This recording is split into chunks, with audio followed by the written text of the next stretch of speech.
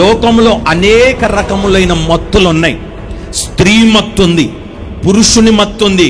అంత మాత్రం కాదు, డబ్బు అనే ఒక మత్తు ఉంది, గర్వం అని ఒక మత్తు ఉంది, ఆస్తులు అని ఒక మత్తు ఉంది. ఏమండి, ఈ పలుకుబడే అనే మత్తు ఉంది, డబ్బులో ఊరేగిస్తున్న ఒక మత్తు ఉంది. ఈ మత్తు ఏం చేస్తుందో తెలుసా? సేవకుని కంటికి కనబడనివ్వదు. ఈ మత్తు ఏం చేస్తుందో తెలుసా? నేను అని మాట్లాడిపిస్తుంది. ఇప్పుడు ఈ మత్తు ఏం చేస్తుందో తెలుసా? మేలు చేసిన వాడిని మర్చిపోతుంది, ఉపకారం చేసిన వాడిని ఏం చేస్తుందంట? మర్చిపోతుంది. మత్తు మత్తు మత్తు. ఏ మత్తు ఇది? ఇది ఏ మత్తు? ఏంది, మందు షాపులో దొరికే మత్తు అనుకుంటున్నారా? కాదండి, కాదు కాదు. కొందరు స్త్రీలు వాళ్ళకున్న మత్తు ఎలాంటిదంటే తల్లిదండ్రులను కూడా మర్చిపోతారు, ఊరు మర్చిపోతారు, ఇల్లు మర్చిపోతారు. ఆ మత్తులో వాళ్ళు ఏం చేస్తున్నారో కూడా తెలియదు.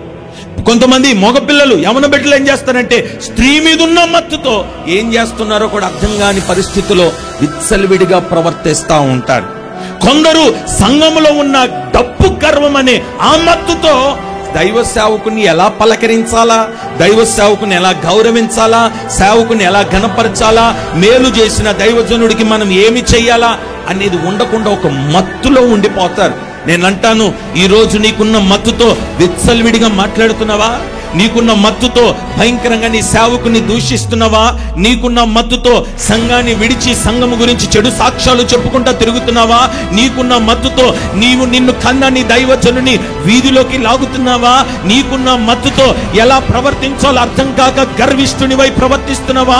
నీకున్న మత్తుతో మేలు చేయాల్సిన నీవు, ఉపకారము చేయాల్సిన నీవు ఉపకారం పొందుకున్న నీవు అపకారము చేస్తున్నావా? నీకున్న మత్తుతో నేను అని ఊరేగుతున్నావా? జాగ్రత్త. ప్రభు నిన్ను హెచ్చరిస్తున్నాడు. మత్తు నీలో నుండి మధ్యాహ్నము తొలగిపోవును గాక. కొందరికి కులమనే మత్తు. ఈ ప్రపంచంలో భయంకరమైన దారుణమైన మత్తు అంటే కులమనే మత్తు. ఈ కులాల కొరకు చంపేసుకుంటారండి, కులాల కొరకు ఏదైనా చేసేస్తారు. కులాల కొరకు రాష్ట్రాల మీదకి రాష్ట్రాలు, ప్రాంతాల మీదకి ప్రాంతాలు, ఊర్లు తగలబడిపోతాయి కేవలం కులమనే మత్తు. నేనంటాను, ప్రభువైన యేసుక్రీస్తు రక్తం ఎప్పుడైతే మన మీద చిందించబడిందో కులమనే మత్తు ఆ రోజే సమాధి చేయబడింది. మరి ఇంకా ఎందుకు ఆ మత్తు నీలో ఉంది? ఇంకా ఎందుకు ఆ క్యాస్ట్ అనే ఆ మత్తు ఎందుకు ఇంకా నీలో ఉంది? ఆ మత్తు ఈరోజు తొలగిపోతేనే నా దేవుని యొక్క క్షేమము నీవు అనుభవించదువు గాక.